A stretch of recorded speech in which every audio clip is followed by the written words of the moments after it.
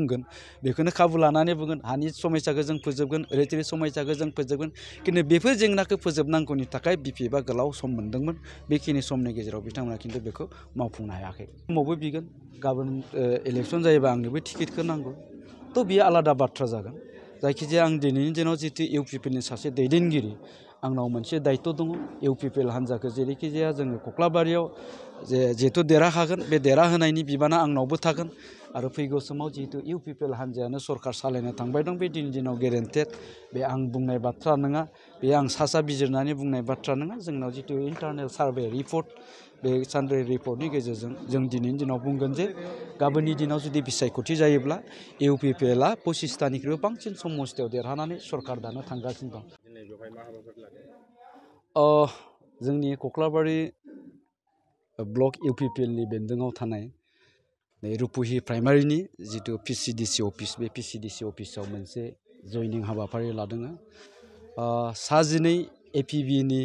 दैदेनगिरि सोद्रोमाफ्रा दिनै इउपिपिएल हान्जायाव इउपिपिएल हान्जानि देरहागोनखौ रोखा नुहुरनानै एबा इउपिपिएल हान्जानि जितु आइडिय'लजि बेखौ मोजां नुहुरनानै जोंजों आखाइ हमफैदों दा बिथांमोनखौ जोङो बरायनानै लाबाय खोब गोजोननाय मोनदों एपिपि हान्जानि कख्लाबारि ब्लक कमिटिनि जेनेरेल सेक्रेटारि लोगोसे भाइस प्रेसिडेन्ट आरो माखासे एक्टिभ मेम्बारफ्रा जोंजों दिनै इउपिपिएल हान्जायाव आखाइ हमफैबाय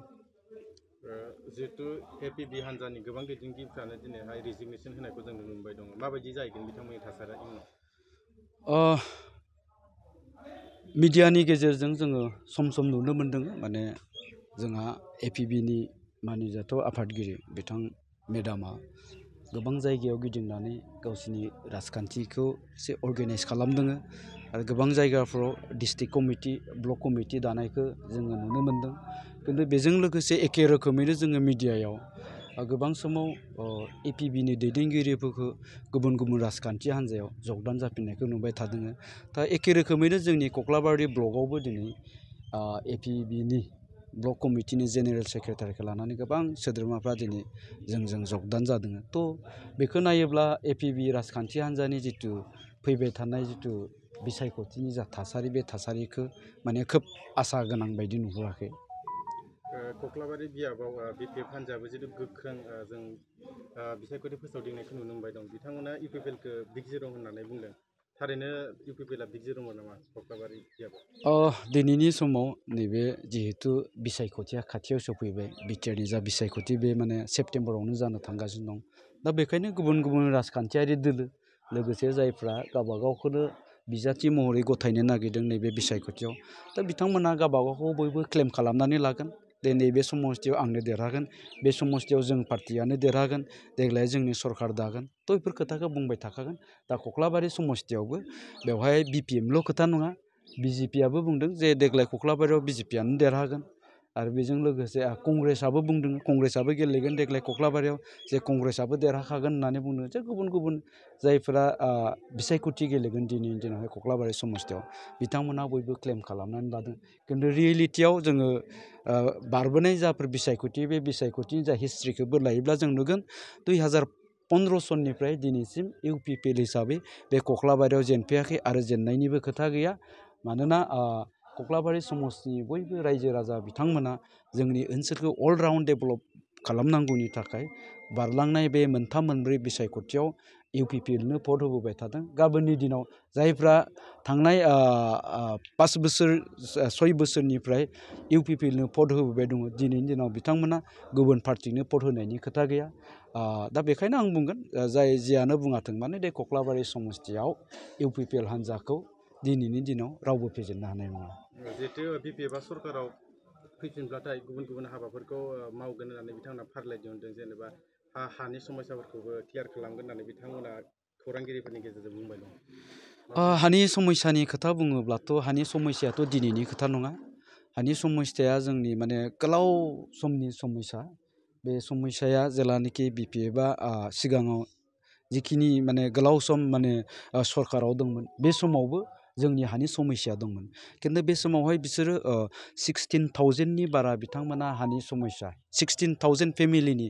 बारा बिथांमोना हानि समस्याखौ फोजोबनो हायाखैमोन खिन्थु जों इउपिपिएल हिसाबै बे 5 बोसोरनि गेजेराव 2.5 लाखनिख्रुइबो बांसिन फेमिलिनि जिथु हानि समस्याफोर बे समस्याखौ जोङो फोजोबनानै होदों आरो साननैसो उनाव बिसायख'थिनि आगोल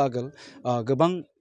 न'खरफोरनि जे माने हानि पाट्टा बे हानि पाट्टाखौ राननो थांगासिनो दं जे कक्लाबारि समस्थियावबो जोंहा हानि समस्याफोर दङ बे कक्लाबारि समस्थियाव थानाय जे हानि समस्या बे हानि समस्याया दिनैनिल' नङा बेयो दिनैनिफ्राय गोलाव बोसोरनिनो मोनसे जोंनि जेंना बियो बे जेंनाया बिपिबा जेला सरकार सालायबाय दंमोन अब्लाबो दंमोन दा बिथांमोननि टाइमाव खालामनो हायाखै थ' गाबोननि दिनाव जे बिथांमोना खालामगोन बिनि मा गेरेन्टि दङ थ' जों खिन्थु इउपिपिएल हिसाबै आं दहाय बुंनाय बायदि जों दिनैनि दिनाव 2.5 लाखनिख्रुइ बांसिन फेमिलिनो हानि पाट्टा राननानै होबाय आरो जोंनि ओनसोलाव जिखिनि हानि समस्या दं बे हानि समस्याफोरखौ समाधान खालामनांगौनि थाखाय बिटिआर सरकारा खामानि मावबाय थादों आरो जोंनियाव थानाय जा एफआरसिफोर दङ एफआर जाफोर कमिटिफोर दं बे कमिटिफोरजों क्ल'सलि थाफानानै जोंनो बेफोर खामानिखौ बेफोर समस्याखौ बोरै फोजोबनो हायो बेखौ जोङो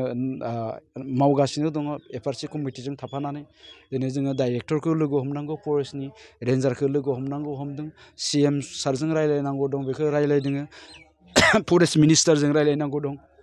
जों बेफोरखौ रायलायदों थ' जों बेखौनो आसा खालामगोन गुसुं समनि गेजेरावनो जोंनि कक्लाबारि ओनसोलाव थानाय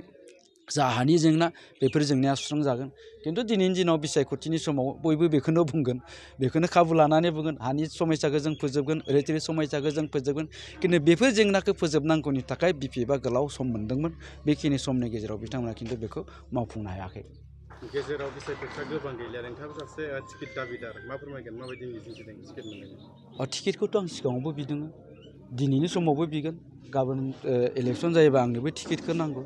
थ' बियो आलादा बाथ्रा जागोन जायखिजाया आं दिनैनि दिनाव जितु इउपिपिएलनि सासे दैदेनगिरि आंनाव मोनसे दायित्व दङ इउपिपिएल हान्जाखौ जेरैखि जाया जोङो कक्लाबारियाव जिहेथु देरहाखागोन बे देरहाहोनायनि बिबाना आंनावबो थागोन आरो फैगौ समाव जिहेतु इउपिपिएल हान्जायानो सरकार सालायनो थांबाय दं बे दिनैनि दिनाव गेरेन्टेड बे आं बुंनाय बाथ्रा नङा बे आं सा बिजिरनानै बुंनाय बाथ्रा नङा जोंनाव जितु इन्टारनेल सार्भे रिपर्ट बे सार्भे रिपर्टनि गेजेरजों जों दिनैनि दिनाव बुंगोन जे गाबोननि दिनाव जुदि बिसायख'थि जायोब्ला इउपिपिएलआ 25थानिख्रुइबो बांसिन समस्थियाव देरहानानै सरकार दानो थांगासिनो दं थ' आंनि बाथ्राया उनाव जागोन खिन्थु नैबेखौ बुंगोन आंबो सासे दाबिदार मोननाय मोनैनि खोथाया उनाव जागोन खिन्थु दिनैनि समाव जोङो जोंनि पार्टिनि